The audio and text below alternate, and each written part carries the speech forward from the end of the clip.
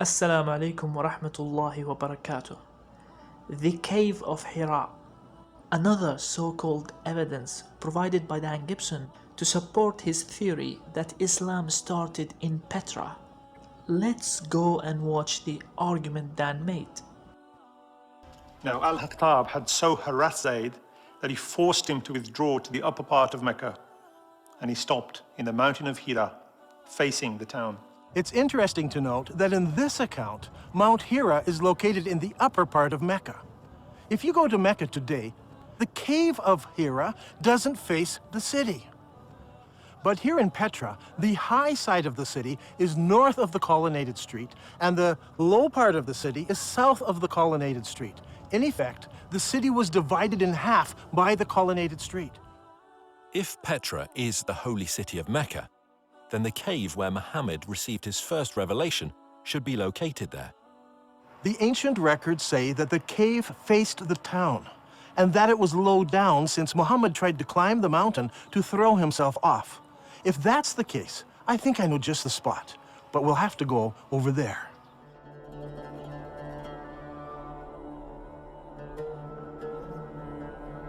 Here in this cave, we can see where there are many various god blocks.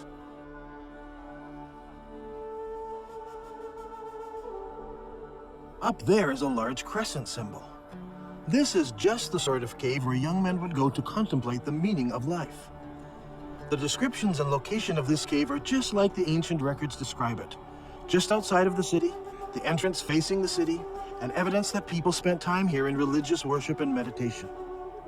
I think that this is one of the holiest spots for all of Islam, and it's here, in Petra.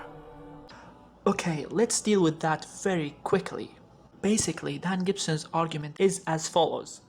The entrance of the cave of Hira does not face Mecca, which is true. You can see from this picture that the entrance of the cave is not facing the city of Mecca.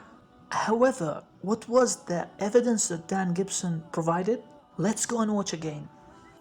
And he stopped in the mountain of Hira, facing the town. In the mountain of Hira, in the mountain of Hira.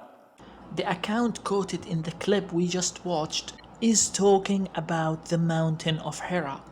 The mountain of Hira facing the town. Let's now see how Dan Gibson strawmanned this account. The cave of Hira doesn't face the city. The cave of Hira, the cave of Hira, the cave of Hira. The account Dan Gibson quoted said the mountain of Hira facing the town. And Dan Gibson's strawman argument is the Islamic sources described the location of the cave of Hira to be facing the town. Now, to be fair, the Arabic source doesn't say the mountain of Hira, and it doesn't say the cave of Hira either. It says Hira. But we know that Hira is also the name of the mountain in which the cave exists. Here is a hadith by Prophet Muhammed ﷺ mentioning the mountain of Hira. It is understood that is talking about the mountain because the cave of Hira got its name from the name of the mountain it exists in.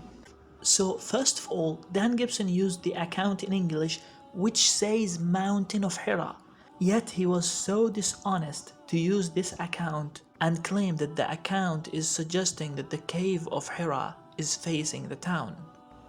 But you know me very well. I'm so merciless that I don't like to leave any straws for my opponent to catch at.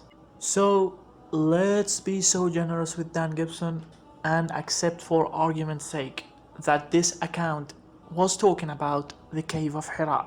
Let's agree with that for argument's sake. Does that mean that Dan Gibson's conclusion is correct?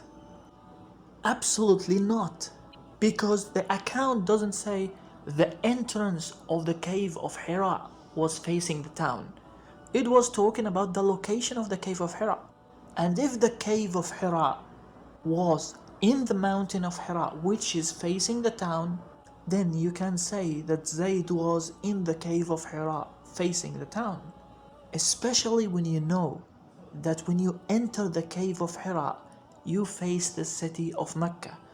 Actually, you can see the city of Mecca from the holes between the rocks.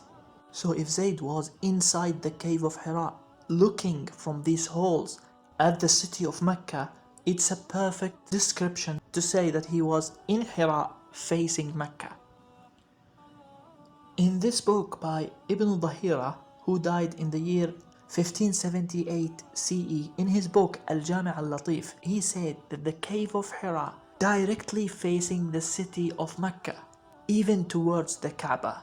This is an article from a Saudi newspaper describing the holes in these rocks, and it states that you can see the Masjid al-Haram from these holes. So let's recap. First of all, the account is talking about the mountain of Hira, In the mountain of Hira. not the cave of Hira. The cave of Hira? And since it's talking about the mountain of Hira, it's a correct description.